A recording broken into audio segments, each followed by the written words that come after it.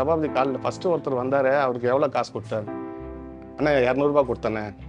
அப்போ பின்னாடி வந்து அவங்களுக்கு எவ்வளோ கொடுத்தேன்? 2000 கொடுத்தேண்ணே. எப்படிடாண்ணே? இல்லை, நீங்கள் ஃபஸ்ட்டு கை தூக்கும்போது சின்னதாக தூக்குனீங்க, ரெண்டாவது வந்து பெருசாக தூக்குனீங்க.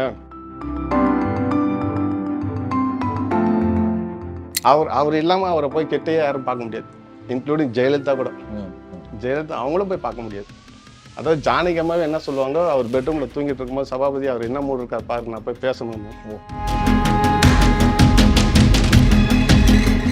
புரட்சித் தலைவர் வந்து இப்போ அவரோட டி நகர் ஆஃபீஸில் இருக்கும்போது ஜேபிஆரே வந்து பார்க்கணுன்னா கூட அப்பாவை பார்த்தா தான் உள்ளே போய் பார்க்க முடியும். புரட்சித் தலைவர் டிஃபன் சாப்பிட்ட உடனே அவர் சாப்பிட்டு முடிச்சு அதே தட்டிலேயே இவரும் சாப்பிடுவார். விசேஷ நாட்கள் இருக்க முடியாது. ஏன்னா ஒரு நாள் அப்பா இல்லைன்னா அவருக்கு அங்கே வந்து இருக்க முடியாது புரட்சித் தலைவர். அதாவது அவர் ஜானகமா இல்லைன்னா கூட இருந்துருவார், ஆனால் அப்பா இல்லாமல் இருக்க முடியாது அவர்களால். எப்போ எம்ஜிஆர் வீட்டுக்குள்ள போனாலும் யார் வந்தாலும் சாப்பாடு 24 மணி நேரம் சாப்பாடு கிடைக்கும், சாப்பாடு கொதிச்சுட்டே இருக்கும் அப்படின்னு சொல்றாங்க. அதுக்கு ஏதாவது ரீசன் இருக்கானே, என்ன காரணம், அது எப்படின்னு? அப்பாவோட டெத்தும் அங்கதான் இருந்துச்சு. அப்பா ஆக்சிடென்ட் அதிமுக அலுவலகத்தில். ஆமா, தமிழ்நாடு முழுக்க அரைக்கம்பத்துல இருந்து அதிமுக கொடி பறந்துச்சு.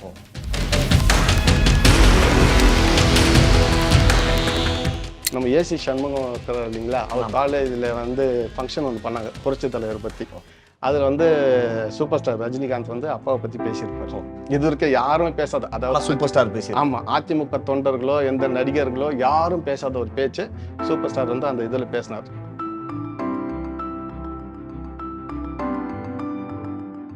அக்கார்டு தமிழ் நேயர்களுக்கு பிரபாகரனின் அன்பு வணக்கம். இன்றைய நிகழ்ச்சியில் நாம புரட்சி தலைவர் எம்ஜிஆர் அவர்கள் குறித்து இதுவரை வெளிவராத பல சுவாரஸ்யமான தகவல்களை தெரிந்து கொள்ள போகிறோம்.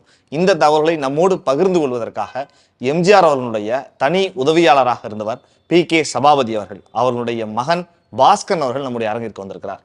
வணக்கம் சார். வணக்கம். எப்படி இருக்கீங்க சார்? நல்லா இருக்கேன் சார். எம்ஜிஆர் அப்படிங்கிற ஒரு பெரிய பிரம்மாண்டம், அதை நாங்கள் வந்து எம்ஜிஆர் என்கிற பெயரை உச்சரிக்கும் போதே பல தகவல்கள் வந்து தெரிஞ்சுக்கிட்டே இருக்கும். அவர் அப்படி வியந்து பேசுவாங்க. இன்னைக்கும் கிராமத்துல எம்ஜிஆர் அப்படின்னா ஒரு பெரிய தலைவராக, கடவுளாக பார்க்கக்கூடிய, வணங்கக்கூடிய ஒரு சூழ்நிலைகள்லாம் நம்ம பார்க்க முடியுது. அவரிடம் உங்களுடைய தந்தையார் வந்து உதவியாளராக பணியாற்றி இருக்கிறார்.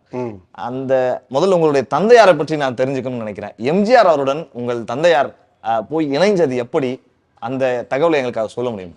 எங்கள் தாத்தா ஆயா வந்து மிஸ்ஸாபேட் மார்க்கெட்டு ராயப்பேட்டையில் இருக்குங்க. அந்த மார்க்கெட்டில் வந்து காய்கறி வியாபாரம்.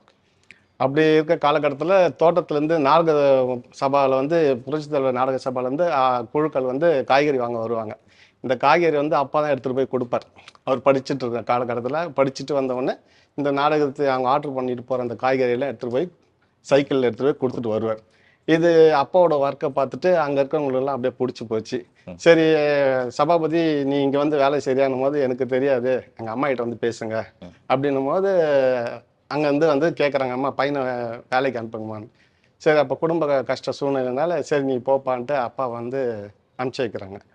அப்படி ஒரு காலகட்டத்தில் அப்படியே இந்த நாடகத்துறையிலேருந்து கடின உழைப்பில் அங்கேயே இருந்து அங்கேயே பணியாற்றி குடும்ப வறுமை சூழ்நிலையை கொண்டு அங்கேயே இருந்து நாடகத்துறையிலேருந்து அப்படியே அவர் சினிமாவுக்கு வரும்போது அப்படியே சினிமாவுக்கு போகிறாங்க.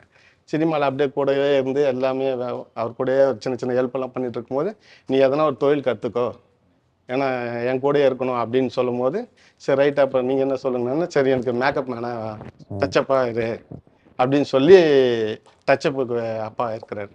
அதுக்கப்புறம் வந்து அப்படியே காலப்போக்கில் அவர் அப்படியே கூடயே வந்து நல்லா அவருக்கு செட் ஆகிடுச்சு, ரொம்ப பிடிச்சி போச்சு. பிடிச்சி போனதுனால ஒரு காலகட்டத்தில் எம்ஜிஆருக்கு வந்து தனியாக ஒரு படமே வந்து போட்டிருக்காரு. அதான் ஆனந்த ஜோதி. அப்பா ஃபஸ்ட்டு அவருக்கு மேக்கப் போட்ட படம் வந்து ஆனந்த ஜோதி ஃபஸ்ட்டு அவருக்கு தனியாக போட்டார். அப்படி இருக்கும்போது அப்படியே படிப்படியாக அவருக்கு அப்படியே பிடிச்சி போய் அரசியல் வரும்போது அரசியலில் அப்படியே கூடவே இருந்துட்டு ஒரு காலகட்டத்தில் வந்து உடன்பெருவா சகோதரர் மாதிரி ஆகிட்டார் அப்பா. அப்புறம் ஒரு அரசியலுக்கு வந்தோடனே அரசியலில் வந்து இருந்தது வந்து ஒரு வருஷம் 1.5 வருஷம் தான் கூட இருந்தார். அதுக்குள்ளே ஒரு விபத்தில் இறந்துட்டார். ஆட்சியில் இருக்கும்போது புரட்சி தலைவர் இருக்கும்போது அப்படி தான் அந்த தொடர்பு வந்து இருந்துச்சு. அது வந்து கிட்டத்தட்ட ஒரு 30 வருஷம் தலைவரோட பழக்கம். இந்த திரைத்துறையிலேயே எம்ஜிஆர் அவர்கள் வந்து நிறைய நடிகர்களுக்கு உதவி செஞ்சிருக்காரு அப்படின்லாம் சொல்றாங்க. அந்த மாதிரி சில சம்பவங்களை அப்பா உங்ககிட்ட சொல்லி உங்களுக்கு ஞாபகம் இருக்கு? திரைத்துறைக்கு வந்து அவர் நிறைய ஹெல்ப் பண்ணுவார். ஆனால் அப்பா ரொம்ப வந்து அது வந்து வீட்டில் வந்து ஏன்னா அம்மா கிட்ட தானே பகிர்ந்துக்கணும், அதனால அவருக்கு பேசுறதுக்கே டைம் இருக்காது. அப்பா வந்து எப்படின்னா காலையில் வீட்டை விட்டு கிளம்புனாருன்னா அவர் வந்து 4-4:30 மணிக்கு எழுந்தாருனால் நைட்டு 11-12 தான் வருவார். ஏன்னா முழுமையாக அவர் கூடவே இருந்து, அதாவது காலையில் போய் புரட்சித் தலைவர் எழுப்புறதுலேருந்து அவர் அவர் அவர் பெட்ரூமில் போய் அவர் எழுப்பணும். அவர் எழுப்பிட்ட பிறகு அவருக்கு சுத்தண்ணி போட்டு வைக்கணும். அவர் போய் குளிக்கிறதுக்குள்ளே பேஸ்ட்டு ப்ரஷ் எல்லாம் ரெடி பண்ணி வச்சுட்டு அது முடிச்சுட்டு அவர் குளிச்சுட்டு வரத்துக்குள்ளே ஃபஸ்ட்டு எக்ஸசைஸ் பண்ணிவிடுவார். அதுக்குள்ளே அந்த ஹீட்டர்லாம் சுத்தண்ணி ரெடி ஆகிடும். எக்ஸசைஸ் பண்ணிவிட்டு உள்ளே போகிறதுக்குள்ளே இவர் அதை ரெடி பண்ணிவிட்டு வந்துடுவார். வெளியே வந்து அவரோட ட்ரெஸ் அயன் பண்ணுறது, தொப்பி இருந்து, வாட்சு, ஷூவு இதெல்லாம் ரெடி பண்ணி வச்சுருவாருங்க. அவர் குளிச்சுட்டு வெளியே வந்தோடனே இதெல்லாம் ரெடி பண்ணோடனே அவருக்கு தேவையானது என்னென்ன மாத்திரைகள் என்னென்ன வேணுமோ, அதாவது இன்னைக்கு பார்க்க வேண்டிய ஃபைல்ஸு அதெல்லாம் எடுத்துக்கிட்டு 2 பேருமே ஒன்றா கீழே இறங்குனாங்கன்னா புரட்சி தலைவர் டிஃபன் சாப்பிட்ட உடனே அவர் சாப்பிட்டு முடிச்சு அதே தட்டிலே இவரும் சாப்பிடுவார். ஓ அப்படிங்களா? ஆமாம். அப்பா எம்ஜிஆர் அவருடைய சாப்பிட்டு முடிச்ச பிறகு இவங்க சாப்பிட்ட உடனே சபாபதி போகலாமான்னு அப்படி கிளம்பி போவாங்க.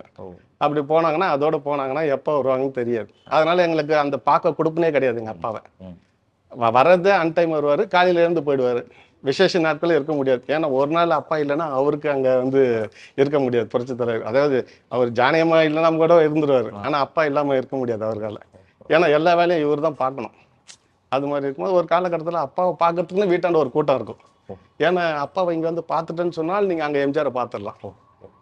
அப்போ அப்பாவை பார்த்துட்டு எதனா சொல்லணும்னும் போது அப்போ அங்கே எம்ஜிஆர் எல்லாம் முடிச்சுட்டு வரும்போது தலைவர் அவர் என்ன சொல்லுவார், அண்ணன் இவங்க இந்த வேலைக்கு வந்திருக்காங்க, இந்த வேலைக்கு வந்து வேலை ஈஸியாக முடிஞ்சிடும். இப்போ நம்ம அது மாதிரிலாம் நடக்காதுங்களா அரசியல்.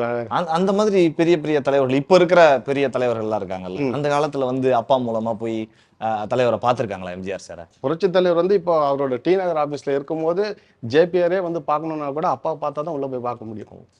அப்பா ஒரு ஜேபிஆர் வந்துட்டு சபாபதி என்ன பண்ணுறாரு தலைவர் அப்படின்னும் போது கொஞ்சம் வெயிட் பண்ணுங்கண்ணே அப்படின்ட்டு அப்பா உள்ளே போயிட்டு அவர் ஃபைல் பார்த்துட்டு இருப்பார். உள்ளே போய் அப்பா போய் அண்ணா என்னண்ணே அப்படின்னு அவர் ஃபைல் பார்த்து என்னடா அப்படின்னு, இல்லைண்ணா ஒன்றும் இல்லைண்ணா சரி வெளியே வந்துட்டு நல்ல மூடில் இருக்கிறார் போங்க அப்படின்னு அவருக்கு வேண்டிய அவர் இலாக்காக்கு என்ன தேவையோ அது பேசி முடிச்சுட்டுவாங்க. அது மாதிரி ஒன்றுமே அவரோட கை அசைவுகள்லேருந்து கண் அசைவுகள்லேருந்து நட அசைவுலேருந்து எல்லாமே அப்பா வந்து இது பண்ணிடுவார். இப்போ கழகத்துக்கு அந்த டி நகர் ஆஃபீஸ்லேயே வந்துட்டு நிறைய கட்சி தொண்டர்கள் வரும்போது கூட சபாபதி அப்படின்னு போல சரி போவார் அப்பா அப்படின்னு கை காட்டுவார். எப்படின்னுவார், சரி ரைட் ஓகேண்ணா.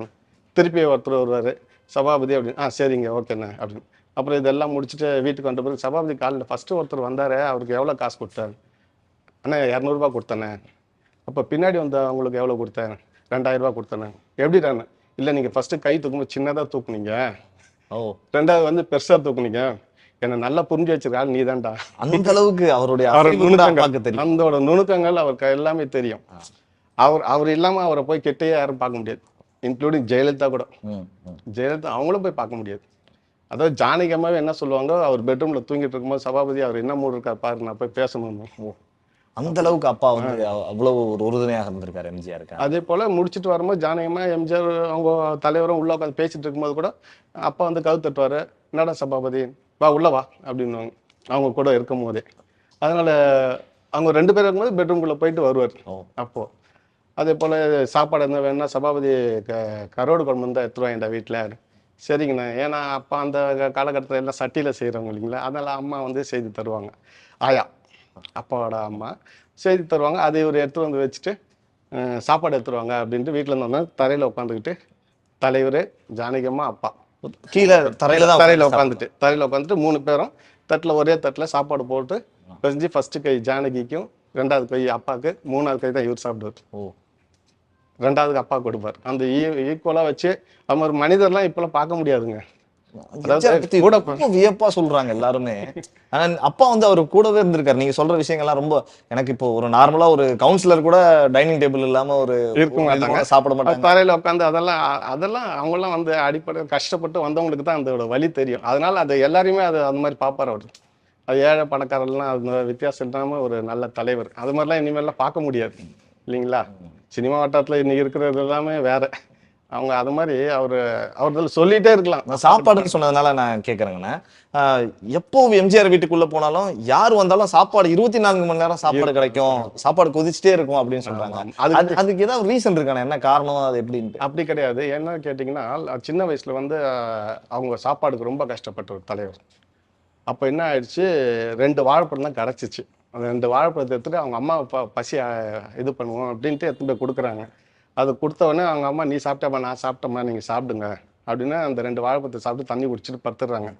அம்மா தூங்கிட்ட பிறகு அந்த தூக்கி போட்ட தோலை சாப்பிட்டுட்டு வாழ்ந்தவர். அப்போ அந்த பசியோட கொடுமைலாம் அவங்களுக்கு தெரியும். அதனால மக்களுக்கு அந்த இது இருக்கக்கூடாது அப்படின்றது தான் அவரோட இது. அதனால தான் எல்லாமே அவர் பார்த்து பார்த்து செய்யறதெல்லாம் எது செய்தாலும் அந்த மக்களுக்கு சென்றடையணும், அது நல்ல திட்டமாக இருக்கணும், அது மாதிரி இருக்கணும். அந்த ஒரு பாசத்துக்கு தான் அப்பா அப்படியே அடிக்ட் ஆகிட்டார். அவருக்கு வந்து காசு செகண்டரி ஆயிடுச்சு, அவரோட அன்பு தான் முக்கியமாயிடுச்சு. அதனால அவருக்கு வந்து கூட இருக்கணும் போது எவ்வளோ நம்ம கை காமிச்சா கூட, இப்போ இன்னைக்கு இருக்க கவுன்சிலர் கூட கை காமிச்சா கூட நம்ம வந்து பெரிய கோடீஸ்வரனாக ஆகியிருக்காங்க. அது கூட வேணாம், எனக்கு அண்ணன் தான் போதும் அப்படின்ட்டு. அதே போல் எது இருந்தாலுமே இப்போ நம்ம வீட்டில் எல்லா நல்ல காரியமும் அப்பாவுக்கு 6 அக்கா தங்கச்சி எல்லாமே அவர் தலைமையில் தான் எம்ஜிஆர் அவர்கள் கல்யாணம். தலைமையில் தான் நடந்தது. அப்பாவுக்கே வந்து கல்யாணம் நடந்தது வந்து நம்ம இப்போ இருக்க ஏடிஎம்கே ஆஃபீஸ் இருக்குங்களா, அதுக்குள்ளே தான் அப்பாவுக்கு கல்யாணமே நடத்தினார். அதில் வந்து சக்கரபாணியும் எம்ஜிஆரும் கூட வந்து அப்பாவுக்கு எல்லாமே கூட இருந்து பண்ணது. அது முடிச்சுட்டு அப்பாவோட டெத்தும் அங்கே தான் இருந்துச்சு. அப்பா ஆக்சிடென்ட் அதிமுகவினுடைய அலுவலகத்தில். ஆமாம், தமிழ்நாடு முழுக்க அரைக்கம்பத்தில் வந்து அதிமுக கொடி பறந்துச்சு.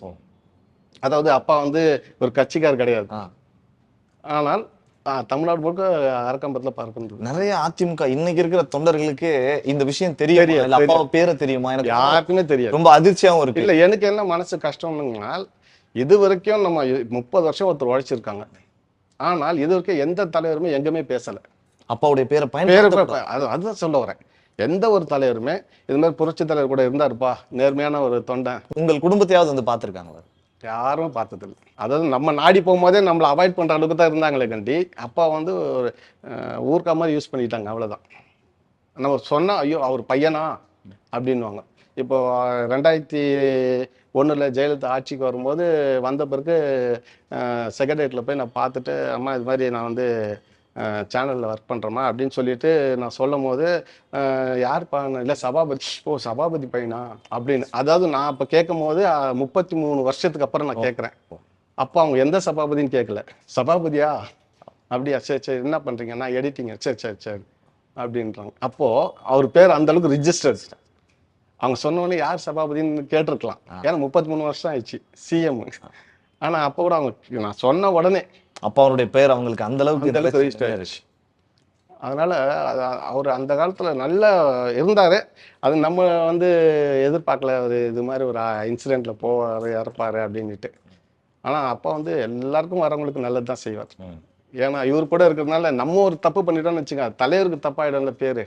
அதனால வரவங்களுக்கு என்னென்ன வேணுமோ. அதனால தான் நம்ம ஏசி சண்முகம் இருக்கிறார் இல்லைங்களா, அவர் காலேஜில் வந்து ஃபங்க்ஷன் ஒன்று பண்ணாங்க புரட்சி தலைவர் பற்றி. அதில் வந்து சூப்பர் ஸ்டார் ரஜினிகாந்த் வந்து அப்பாவை பற்றி பேசியிருப்பார். இது வரைக்கும் யாருமே பேசாத, அதாவது சூப்பர் ஸ்டார் பேசி, ஆமாம், அதிமுக தொண்டர்களோ எந்த நடிகர்களோ யாரும் பேசாத ஒரு பேச்சு சூப்பர் ஸ்டார் வந்து அந்த இதில் பேசினார். சூப்பர் ஸ்டார் அந்த அளவுக்கு எம்ஜிஆர் அவர்கள் கூட எந்த அளவுக்கு நெருக்கமா இருந்திருந்தா அந்த ஞாபகம், அப்பாவை பத்தியான அந்த தகவல்கள்லாம் அவருக்கு தெரிஞ்சிருக்கும். அதை பத்தி ஏதாவது அப்பா சொல்லியிருக்காரா? இல்லை உங்களுக்கு தெரியும்? அதாவது என்னன்னா, தோட்டத்துக்கு வருவாருங்க சூப்பர் ஸ்டாரு. ஆனால் அப்பா அவர் கூடவே இருக்கிறதுனால அவருக்கு அப்பாவை ரொம்ப பிடிச்சிருச்சு சூப்பர் ஸ்டார். அதனால தான் அந்த சம்மந்தப்பட்ட அந்த ஃபங்க்ஷனில் பேசும்போது அவர் கூட நிறைய பேர் இருப்பாங்க, ஆனால் சபாபதி இருப்பாருன்னு அந்த சபாபதி பேர் தான் அவருக்கு தெரிஞ்சுது, ஞாபகம் வந்திருக்கு, வேற யார் பேரும் வரல. அந்த மாதிரி அதே போல் அப்பாவோட டெத்துக்கு சுடுகாடு வரைக்கும் வந்துட்டு இருந்து இறுதி அஞ்சலி செலுத்திட்டு தான் போனார் சூப்பர் ஸ்டார். அது இருந்து எல்லாத்தையும் முடிச்சுட்டு தலைவரும் இருந்தார். தலைவர் வந்து கூட பிரச்சாரத்துக்கு வந்து போகும்போது திண்டுக்கல்ல ஒரு பொதுக்கூட்டத்துக்கு போகும்போது முடிச்சுட்டு கிளம்பும் போது ஒரு சாலை விபத்தில் ஒட்டஞ்சத்திரத்தில் ஆக்சிடென்ட் இறந்துட்டாங்க. அது இறந்தாலும் கூட அவர் காரில் போயிட்டு இருக்காரு, 2 பேரும் ஒரே கார் தான் போகிறாங்க. புரட்சி தலைவர் பின்னாடி இருக்காரு, முன்னாடியில் உட்காந்துருக்காங்க. கொஞ்சம் தூரம் போனோன்னே தலைவர் நான் சொல்கிறது, நீ பின்னாடி காரில் வா, நான் முன்னாடி போகிறேன் அப்படின்னு. சரிண்ணேன் அப்படின்னேன். பின்னாடி வந்த காரில் கட்சிக்காரங்க வந்திருக்கனால அவர் அப்பா ஃப்ரண்ட் சீட்டில் உட்காந்துட்டார். ஃப்ரண்ட் சீட்டில் உட்காந்துட்டு போகும்போது டிரைவர் தூக்க கழகத்தில் நின்று இந்த லாரியில் எடுத்து போய் வண்டியை காரை விட்டுட்டார். அப்போ அந்த டேஷ்போர்டில் ஓப்பன் ஆகி தலை போய் அப்பா அது மாட்டிக்கிச்சு. இது ஆக்சிடென்ட் ஆனது இப்போ மாதிரிலாம் டெக்னாலஜி கிடையாது இல்லைங்களா. இது வந்து தலைவர்கிட்ட போய் சென்றடைகிறதுக்கு, ஏன்னா அந்த காரை ரீச் பண்ணி பின்னாடி வந்த கார் போய் அவர் சொல்கிறதுக்காக போகுது. இது அதுக்குள்ளே இன்சிடென்ட் இருக்குது, நடந்துட்டு இருக்கு. அதுக்கு அங்கே போனோன்னு புரட்சி தலைவர் இறங்கி அங்கே இருக்க திண்ணையில் உட்காந்துருக்காரு. உட்காந்து ரொம்ப நேரமாக உட்காந்துருக்காரு. சிஎம் வரல இன்னும். அப்பா ஏன்னா சபாபதி அந்த ரூமோட சாவி அப்பா கிட்ட இருக்கு. அவர் தங்கிட்டு இருக்க ரூமோட சாவி அப்பா கிட்ட இருக்கு. சரி வரட்டும் சபாபதி, அது ஹோட்டல் மேனேஜர், ஐயா நீங்கள் வேறு ரூம் தரேன், நீங்கள் அதில் ஒன்றா இருங்க. வேணாம் சபாபதி பின்னாடி வரான், வந்த பிறகு நான் வாங்கிக்கிறேன்னும் போது பின்னாடி வர கார் என்ன சொல்லுது, இது மாதிரி சபாபதி வண்டி ஆக்சிடென்ட் ஆகிடுச்சு. வந்தோடனே அப்படியே உட்காந்து காரில் ஏறி ஸ்பாட்டுக்கு போனோடனே இவர் என்ன பண்ணுறேன்னு தெரியாது. எனக்கு நல்ல ட்ரீட்மெண்ட் பண்ணி இவர் உயிரோடு இட்டு வரணும். அதுக்குள்ளே பிளட்டு நிறைய போனதுனால அவருக்கு வந்து கோமாக்கு போயிடுச்சு. சரி புரட்சி தலைவர் எல்லாம் கவர்மெண்ட் ஃபங்க்ஷனையும் ஒத்தி வச்சுட்டு 2 நாள் அப்பாவோட அங்கே இருக்கிற மதுரை ஹாஸ்பிட்டலில் இருந்து நான் பார்த்துட்டு தான் போவேன், அவன் எழுந்து நான் இட்டு போகணும் அப்படின்ட்டு. சரி அது இப்போ அடி வந்து ரொம்ப இதுவாக இருந்ததுனால இது அப்பா அங்கேயே இறந்துட்டார். சரி நீங்கள் சென்னைக்கு எட்டு வந்துருங்க அப்படின்னு சொல்லிட்டு அவரும் கிளம்பி இங்கே வந்துட்டாங்க.